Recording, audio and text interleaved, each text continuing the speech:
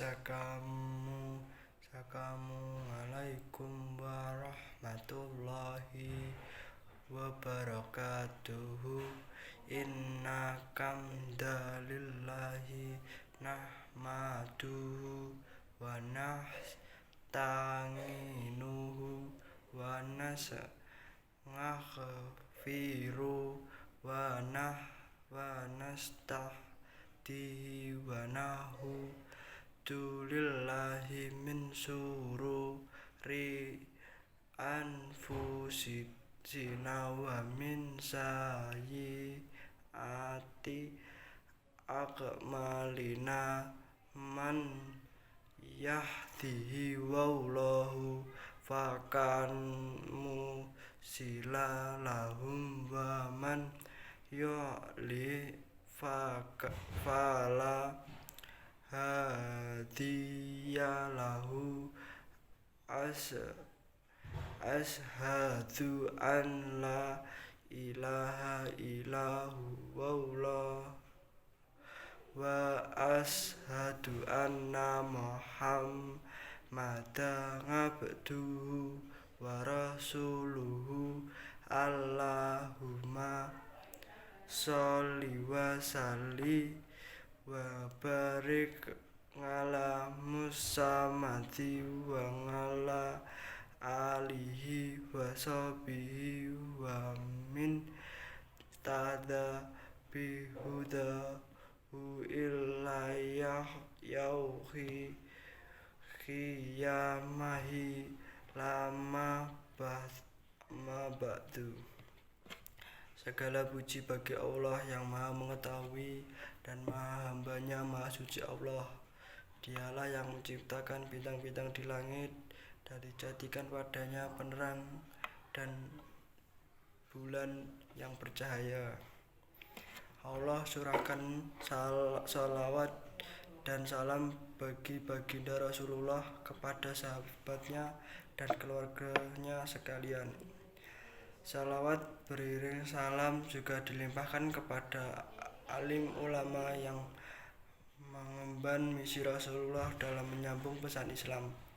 Kata tadim dan kemuliaan untuk walid dan keluarga senantiasa Allah panjangkan umur, diberikan kesehatan selalu, dan kepada guru yang bernaung di daya yang kita cintai ini. Penghormatan dan kemuliaan untuk hadirin wal hadirat sidang maharat yang diridhai Allah. Hadirin hadirat rahimatullah.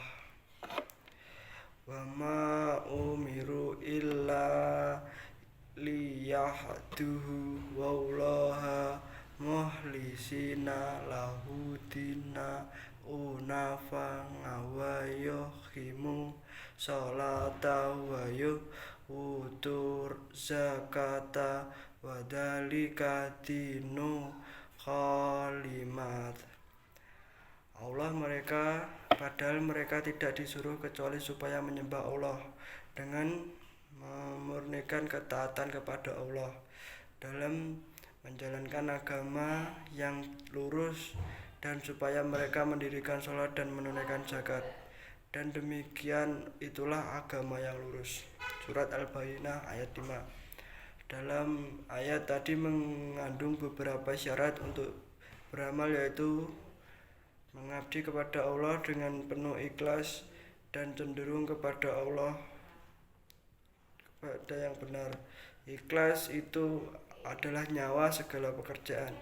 Kerja yang betapa besarnya bila mana tidak disertai dengan ikhlas. Umumnya usaha itu berasa kayu besar yang makan bubuk. Tetapi bila satu amal diangkat dengan keikhlasan, walaupun ia kecil, maka keikhlasannya tadi akan membesar dan mempersuburnya. Ia besar bukan karena tubuhnya, tetapi besar terletak pada jiwanya. Ikhlas dari segi bahasa artinya murni, sedangkan menurut istilah agama ialah membersihkan amal semata-mata karena Allah Subhanahu wa Ta'ala. Jadi maksud ikhlas ialah bersihnya suatu pekerjaan dari maksud-maksud selain daripada Allah, bukan ingin dipuji oleh orang dikenal, disanjung dan lain sebagainya. Oleh karena itu niat dan ikhlas haruslah mendasari setiap amal yang dilakukan. Dengan pergantian amal, setiap amal yang dilakukan harus dengan niat yang benar dan sekaligus harus ikhlas karena Allah semata-mata. Di antara hadis yang mengingatkan kita agar bekerja dengan penuh keikhlasan ialah riwayat Al-Bashar Al-Dahhak. Rasulullah bersabda, "Ya ayyuhan nasulisu aqla'akum wallahi falinallaha la yuhnalu minna lakmali illa ma khalasolaka." Artinya, hai manusia tulus, ikhlaskanlah kamu akan segenap amal yang dikerjakan, karena sesungguhnya Allah tidak menerima sesuatu amalan kecuali dikerjakan karena Allah semata-mata. Hadirin rahimatullah, ikhlas yang merupakan kegiatan hati itu adalah merupakan inti sari segala amalan perbuatan yang sempurna. Allah amal ibadah kita sia-sia pekerjaan yang kita kerjakan, tak ada nilai di sisi Allah Subhanahu wa taala. Bila mana amal itu dikerjakan tanpa niat dan ikhlas, karenanya haruslah selalu diingat bahwa setiap amal pekerjaan yang kita lakukan, setiap usaha yang kita laksanakan, setiap sedekah yang kita keluarkan, setiap beribadah yang kita amalkan, setiap gerak, langkah, dan tindakan, semuanya itu dikerjakan karena Allah, karena semata-mata Allah. Tidak ada jalan yang dapat mendatangkan kepuasan dalam beramal kecuali dengan keikhlasan. Karena kalau kita bekerja dengan keikhlasan, tidaklah takut dicela orang, tidaklah pula menanti pujian. Dada terasa lapang, hati terang, senang, suasana cerah terpancar di wajah dari pancaran hati sanubari yang ikhlas. Sebagaimana sabda Rasulullah SAW, la yaqbalu wallahu minnal ngamali illa kana qalisalahu wa batali mi bihi wa Artinya, Allah tidak menerima suatu amalan melainkan yang benar-benar murni baginya. Yang dituntut dengan itu adalah keridhaannya. Hadirin rahimatullah, perintah Allah Subhanahu wa taala agar manusia muslim selalu ikhlas dalam beribadah, dan Allah berfirman, "Inna anzalna ilaika kitaba bil haqqi fa'budu wallaha mukhlishal lahum dini." Artinya, sesungguhnya telah kami turunkan kepadamu kitab Al-Quran dengan kebenaran. Oleh karena itu, beribadahlah kamu kepada Allah Subhanahu wa taala dalam keadaan ikhlas hanya baginya.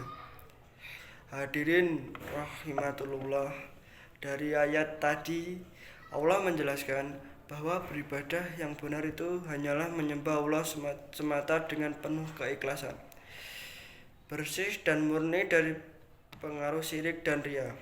Oleh karena itu, beribadahlah dan takyim itu hendaknya ditujukan kepada Allah semata, bukan karena ingin dipuji oleh manusia.